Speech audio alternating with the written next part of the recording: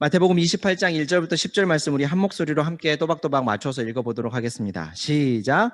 안식일이 다 지나고 안식 후 첫날이 되려면 새벽에 막달라 마리아와 다른 마리아가 무덤을 보려고 갔더니 큰 지진이 나며 주의 천사가 하늘로부터 내려와 돌을 굴려내고 그 위에 앉았는데 그 형상이 번개 같고 그 옷은 눈같이 희건을 지키던 자들이 그를 무서워하여 떨며 죽은 사람과 같이 되었더라. 천사가 여자들에게 말하여 이르되 너희는 무서워하지 말라. 십자가에 못 박히신 예수를 너희가 찾는 줄을 내가 아노라. 그가 여기 계시지 않고 그가 말씀하시던 대로 살아나셨느니라. 와서 그가 누우셨던 곳을 보라. 또 빨리 가서 그의 제자들에게 이르되 그가 죽은 자 가운데서 살아나셨고 너희보다 먼저 갈릴리로 가시나니 거기서 너희가 배우리라 하라. 보라, 내가 너희에게 일렀느니라 하거늘 그 여자들이 무서움과 큰 기쁨으로 빨리 무덤을 떠나 제자들에게 알리려고 다름질할세 예수께서 그들을 만나 이르시되 평안하냐 하시거늘 여자들이 나아가 그 발을 붙잡고 경배하니 이에 예수께서 이르시되 무서워하지 말라. 가서 내 형제들에게 갈릴리로 가라 하라. 거기서 나를 보리라 하시니라. 아멘.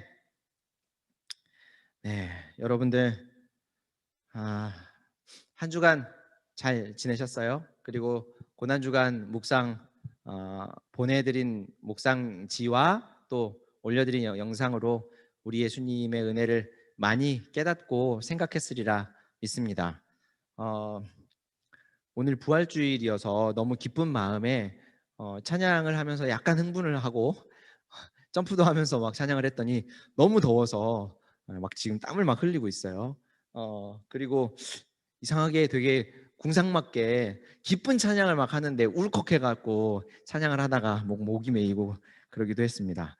여러분들과 함께 한 자리에서 지금 여기 있는 이 자리에 아무도 안 계시는데 이 자리에서 함께 예배할 날을 고대하고 또 기대하고 기도하면서 기다리고 있을게요. 여러분들 언제 1단계로 그 사회적 거리두기가 내려가서 함께 예배할 수 있을지 장담은 못하지만 우리 함께 만날 날을 기대하면서 오늘 하나님의 은혜를 함께 나누기를 바랍니다.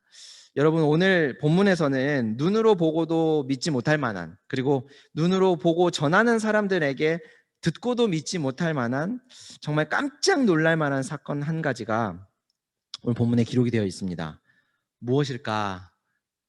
십자가에서 죽으신 예수님께서 다시 살아나셨다 라고 하는 소식입니다. 이 소식이 얼마나 깜짝 놀랄 만한 소식이었는지 예수님의 제자들은 왜 듣고도 그리고 보고도 믿을 수 없는 소식이었을까? 오늘 말씀을 통해 한번 우리가 살펴봅시다. 이들에게 예수님의 부활 소식은 어떤 것이었을까? 한 가지 예를 들면서 한번 시작을 해보려고 해요. 우리 중고등부 선생님 중에 결혼을 하지 않은 선생님이 누가 계실까?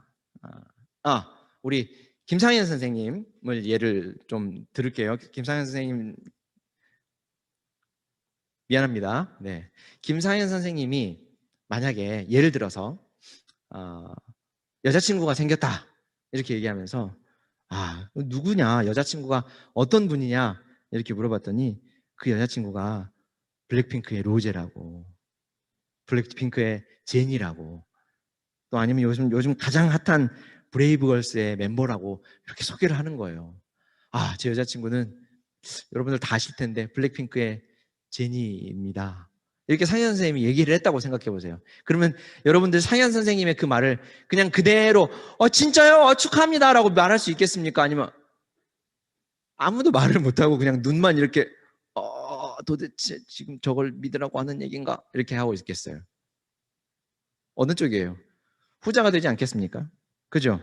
그리고 만약에 또 지금 이 자리에 지금 같이 없긴 하지만 우리가 함께 다 모였는데 그날 상현 선생님이 자기 여자친구를 데리고 온 거예요. 네, 블랙핑크의 로제를 팔짱을 딱 끼고 손을 딱 잡고 와가지고 여기 앞에 앉아갖고 같이 예배를 드린다고 생각해 보세요. 여러분, 눈으로 보면서 믿어지겠습니까? 그게? 눈을 막 씻지 않겠어요? 지금 저게 지금 내가 환상을 보고 있는 건가? 천사가 내려왔나? 막 이렇게 하고 있지 않겠어요? 그죠? 예수님이 살아나셨다, 부활하셨다라고 하는 소식을 들은 제자들이 지금 마치 여러분 방금 이야기했던 그 아마 기분이었을 거예요. 여러분, 예수님은 제자들 눈앞에서 처참하게 죽으셨습니다. 온몸이 채찍에 맞아서 멍과 피로 얼룩져 있었고, 손목과 발에는 정말 큰 대못이 박혀서 나무 십자가에 대롱대롱 매달려 있었죠. 로마의 군사 하나가 예수님의 옆구리에 긴 창을 찔러서 넣는 것을 보고 아마 마치 내 옆구리가 창에 찔리는 것과 같은 그런 아픔을 함께 느끼기도 했을 거예요. 그리고 예수님의 마지막 말씀, 다 이루었다 라는 그 말이 떨어지기 무섭게 예수님은 힘없이 고개를 떨구셨어요. 그런데 그렇게 내 눈앞에서 분명 죽으신 예수님께서 다시 살아나셨다라는 소식을 듣는다면 그 어떤 사람이 쉽게 그 사실을 받아들일 수 있겠느냐 말이죠. 혹 다시 살아나기를 바라고 있는 사람이 있었다 할지라도 쉽게 그 사실을 받아들일 수는 없었을 거예요. 자, 그럼 어떻게 된 일인지 우리가 본문을 통해서 한번 알아봅시다. 예수님께서 십자가에서 죽으셨어요. 그날이 바로 금요일 오후입니다. 예수님께서 죽으시고 해가 지자 유대인들의 안식이 시작됐어요. 안식일은 금요일 해가 지면서 시작돼서 토요일까지가 안식일이었습니다. 안식일이 지나자마자 새벽같이 일어난 여인들이 있었어요. 막달라 마리아와 요한나와 야고보의 어머니 마리아, 그리고 몇 명의 여인들이었어요. 유대인들은 사람이 죽으면 썩기 시작하는 3일쯤에 무덤에 들러서 그 시신의 향수를 바르는 관습이 있었습니다. 향수를 바르는 이유는 우선 시신이 빨리 썩어서 흙으로 돌아가도록 하는 장치이고요. 또 당시에 들짐승들이 시신이 부패하면서 나는 그 냄새 있죠. 시신이 썩는 냄새를 맡고 찾아올 수도 있었기 때문에 그 일을 방지하기 위해서 향수를 바르곤 했습니다. 이 여인들은 자신들의 신앙 전통에 따라서 일할 수 없도록 정해져 있는 안식일이 지나자마자 새벽같이 일어나서 사랑하는 예수님의 무덤을 찾았던 것이죠.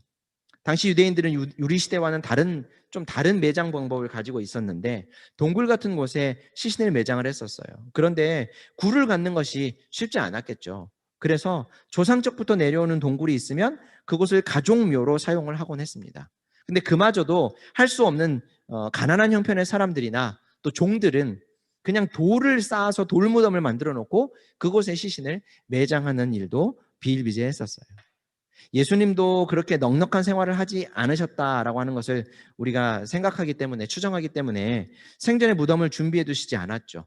대신 예수님을 마음으로 믿었지만 유대 사회에서 고위급 인사였던 아리마대라고 하는 지역의 출신 요셉이, 아리마대 출신 요셉이요.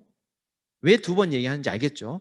아리마대 출신 요셉이 개인 소유의 무덤에 예수님의 시신을 가지고 와서 안치했습니다. 이것은 그냥 예수님을 딱하게 생각한 한 사람의 호의라고 생각할 수도 있겠지만 예수님께서 그냥 그렇게 죽지 않으시고 다시 부활하게 하셔서 죽음의 권세를 이기게 하시고 우리의 구원을 완성하도록 계획하신 하나님 아버지 계획에 따른 일이었어요. 예수님보다 약 700년 전에 활동하던 이사야 선지자는 예수님의 죽음과 그 이후에 대한 이런 예언의 말씀을 남겼어요. 이사야 53장 9절 말씀 읽어드릴게요. 그는 폭력을 휘두르지도 않았고 거짓말도 하지 않았지만 사람들은 그에게 악한 사람과 함께 묻힐 무덤을 주었고 죽어서 부자와 함께 들어가게 하였다. 예수님께서 죄인들처럼 죽게 되었는데 그 이후에 부자와 함께 들어가게 되었다라고 하는 말씀은 아리마대 출신의 요셉의 무덤에 매장되었다라고 하는 것을 표현하는 말입니다. 요셉이 준비해둔 무덤은 예수님의 시신이 있었고 예수님을 사랑했던 여인들은 예수님의 그 무덤을 찾아갔습니다. 그런데 이게 웬일일까? 동굴로 만들어진 예수님의 무덤 앞을 막아놓았던 그 큰 돌이 문에서 옮겨져서 무덤이 열려 있었던 거예요. 놀란 여인들은 얼른 예수님의 무덤 안을 들여다봅니다. 무슨 여인들이 겁도 없는 것 같아요. 무덤에 들어간 여인들은 또 한 번 당황하게 되죠. 왜 그랬을까요? 무덤 안에 뉘어져 있었던 그 예수님의 시신이 보이지 않았던 거예요. 예수님의 시신이 보이지 않아서 당황한 이 여인들 앞에 빛나는 옷을 입은 두 사람이 나타났대요. 사실 우리가 매년 들었던 이야기이기 때문에 부활절만 되면, 우리 매년 4월쯤 되면 부활절이 되니까 이때가 되면 언제나 이 이야기를 우리는 너무 자연스럽게 어렸을 때부터 들어왔기 때문에 별 다르게 느껴지는 것이 없을 수도 있지만, 여러분 자세히 한번 생각을 해보세요. 상상을 한번 해보세요. 여인들이 무덤에 갔어요. 그것도 새벽녘에. 우선 그것부터 무섭기도 하고 굉장히 유쾌한 경험은 아닐 거잖아요. 그렇죠? 근데 무덤에 갔더니 무덤이 열려 있는 거예요. 그것도 새벽에. 그럼 어떻게 해야 돼요? 도망쳐야 되는데 너무 걱정이 된 나머지 여인들이 무덤 안으로 들어갔대요. 근데 무덤에 시신이 없어요.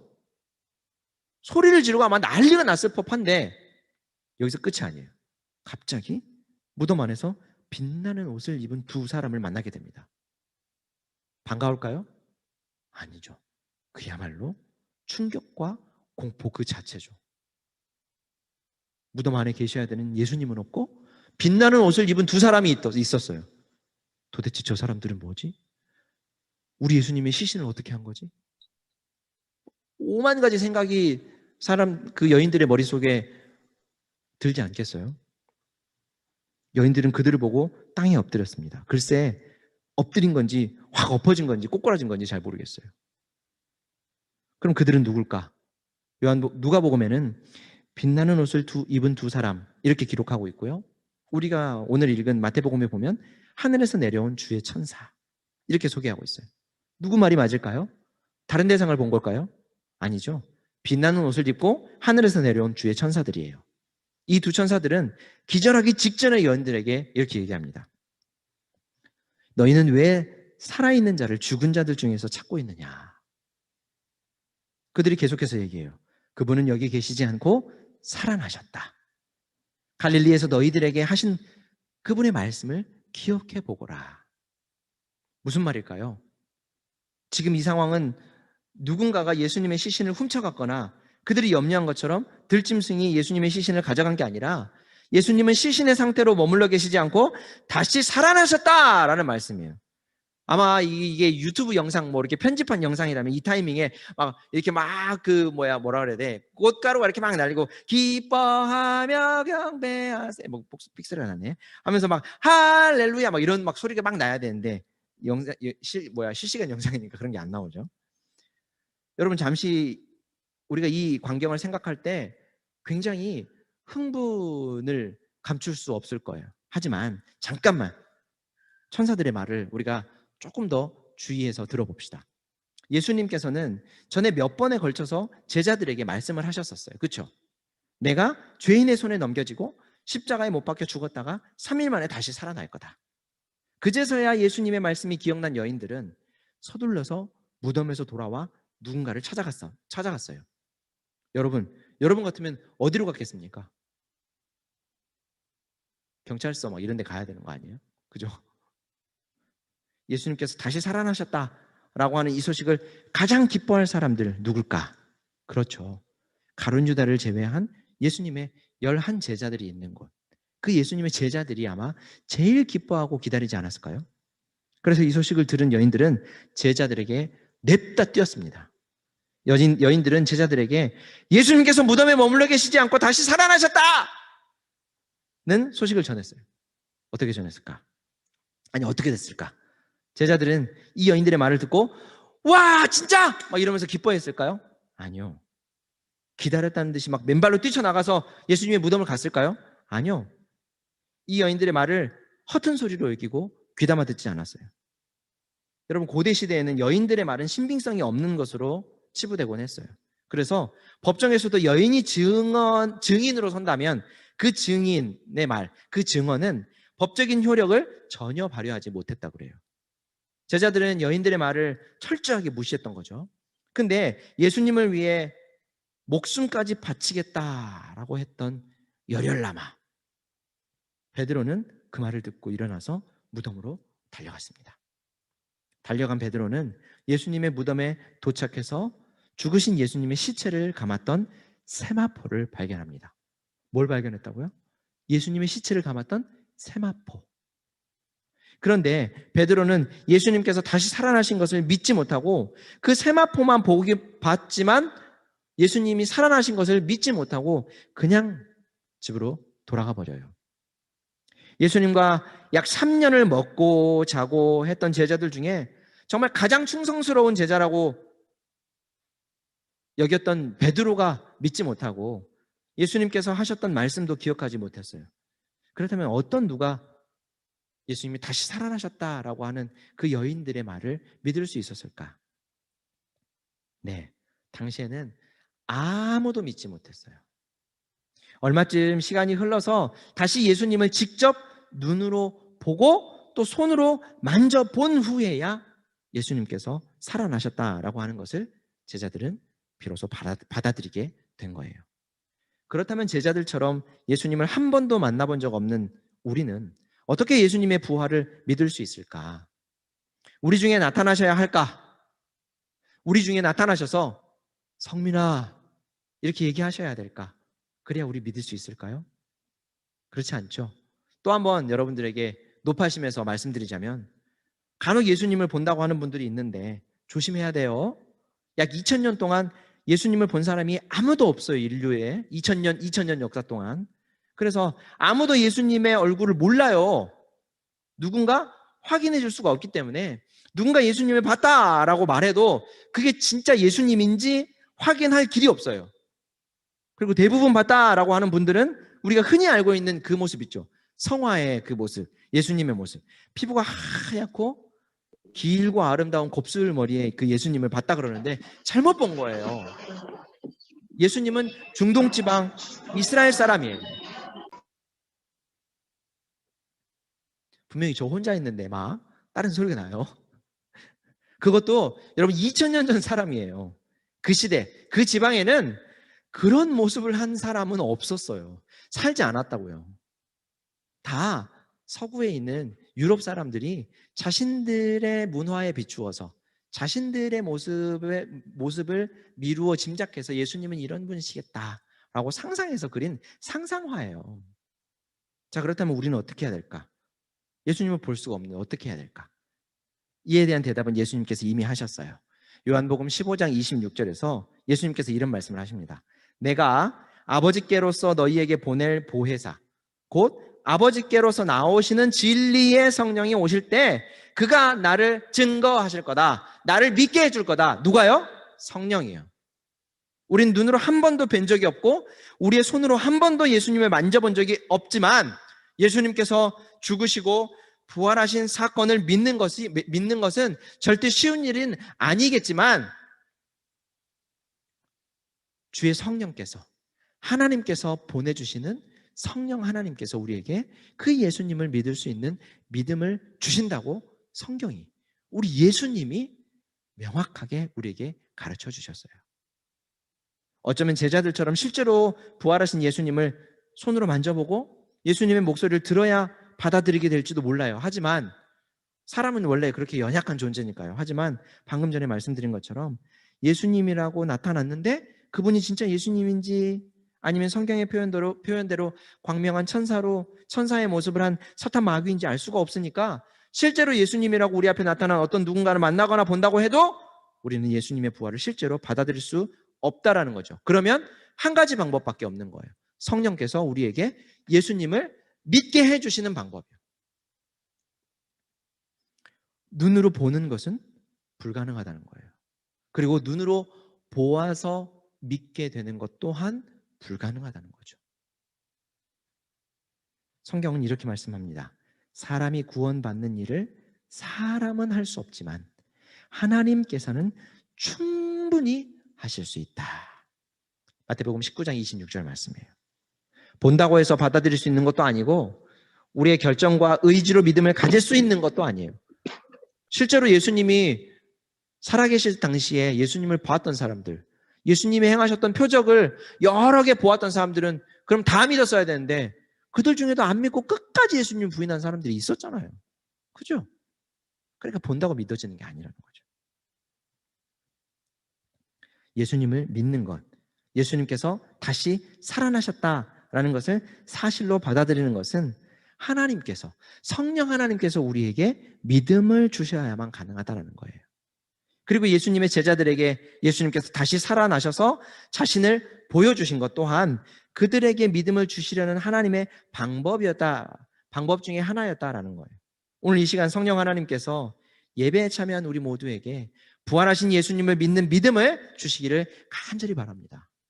자, 그렇다면 부활하신 예수님은 도대체 우리와 어떤 관계가 있을까?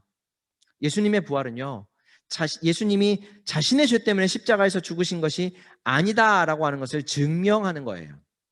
예수님이 십자가에 달려 죽었던, 예수님을 십자가에 못 박아 죽였던 당시 유대인들은 구약의 말씀의 예를 들면서 신명기 21장 23절 말씀인데요, 나무에 달려 죽은 사람은 하나님의 저주를 받은 사람이다. 그러므로 나무 십자가에 달려 죽은 예수는 하나님 앞에 죄를 지어 저주를 받고 죽은 죄인일 뿐이다 라고 못 박아 얘기했었어요.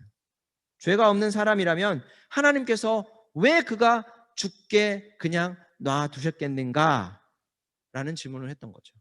하지만 여러분, 예수님은 마태복음 20장 28절에서 인자가, 예수님이에요, 인자가 온 것은 섬김을 받으려 함이 아니라 도리어 섬기려 하고 자기 목숨을 많은 사람의 대속물로 주려 함이니라, 이렇게 말씀하셨어요. 죄인들을 위해 대신 죽음을 당할 제물이 되기 위해서 예수님이 이 땅에 오셨다라는 것이죠. 바울도 고린도후서 5장 21절에서 이렇게 말해요. 하나님께서는 죄를 모르시는 분에게 우리 대신으로 죄를 덮어 씌우셨습니다. 그것은 우리가 그리스도 안에서 하나님의 의가 되게 하려는 것입니다. 죄가 없으신 예수님, 그래서 하나님의 저주와 죽음을 당하실 이유가 하나도 없는 그 예수님께서는 죄를 가진 우리를 위해 대신 죽으셨다라는 거예요. 우리가 받아야 할 저주를 대신 받으셨고 십자가에서 말로 다 할 수 없는 모욕과 수치를 당하신 후에 우리를 위해 죽으셔야 했다는 거예요. 하지만 예수님은 말씀하신 대로 3일 만에 다시 살아나셨어요. 사도행전 13장 34절 말씀을 보면 하나님께서 죽은 자 가운데서 예수님을 일으키셨다. 누가요? 성부 하나님께서 예수님을 죽은 자 가운데서 일으키셨다, 이렇게 말씀해요. 그러니까 하나님의 뜻은 죄가 없으신 예수님이 죄인들을 위해 십자가에서 대신 죽도록 내버려 두셨다가 3일 만에 다시 살아나게 하셔서 일으켜 주셔서 예수님은 원래 죄가 없었지만 죄인들을 위해 대신 죽으시고 그를 믿는 이들이 받아야 할 저주를 다 없이 하시고 그들이 당해야 할 죽음을 대신 당한 것이다 라고 하는 사실을 예수님의 부활을 통해 알리셨다라는 거예요.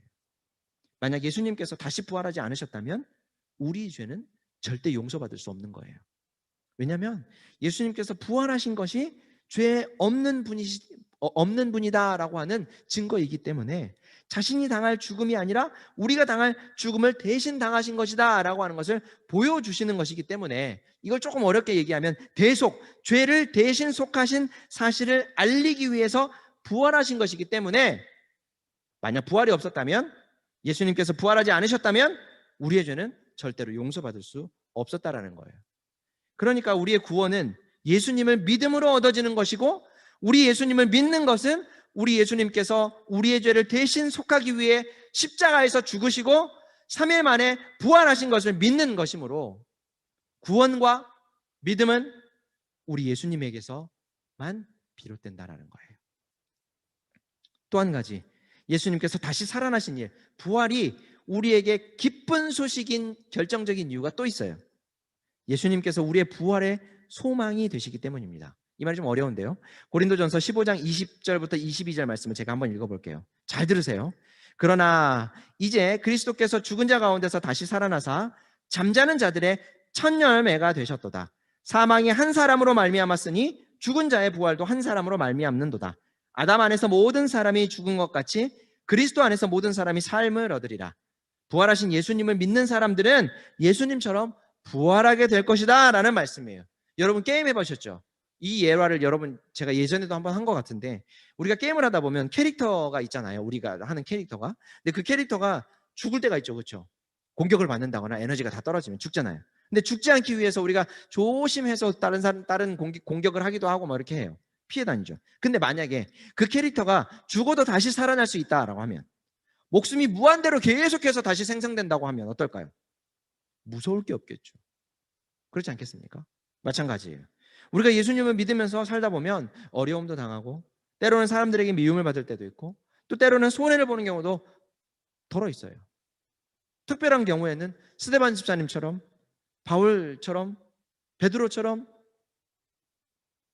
죽었던 그런 분들도 있죠. 그렇지만 뭐가 걱정입니까? 다시 살아날 텐데요. 안 그래요? 예수님께서 첫 번째로 부활하셨고, 우리는 예수님의 뒤를 따라 예수님과 같이 결국 다시 살아날 것이다 라고 하는 것을 알고 있다면, 두려움은 우리 안에 더 이상 자리하지 못할 거예요. 여러분, 우리는 죄 없는 예수님께서 우리의 죄를 대신해서 십자가에서 죽으심으로 우리 모든 죄를 하나님 앞에서 용서받을 수 있게 되었습니다. 그리고 제일 먼저 첫 번째로 부활하신 예수님을 따라서 우리도 부활하여 하나님의 나라로 들어갈 거예요. 여러분, 우리 모두가 이 시간 예수님의 죽으심과 부활하심을 나를 위한 구원의 일로 받아들일 수 있기를 바랍니다. 성령 하나님께서 우리에게 이 믿음을 주시기를 바랍니다. 예수님을 믿는 믿음은 우리에게 하나님 나라에서의 영원한 삶을 가져다 주는 거예요. 아픔과 슬픔과 고통과 죽음이 없고 영원한 기쁨을 누리는 그 나라에서 우리는 영원토록 하나님과 함께 살게 될 거예요. 그날의 삶, 그 나라의 삶을 우리가 기대하며 오늘도 내일도 우리 주님 다시 오시는 그날까지도 부활의 소망을 가지고 살아가는 우리 모두가 되기를 주님의 이름으로 축원합니다.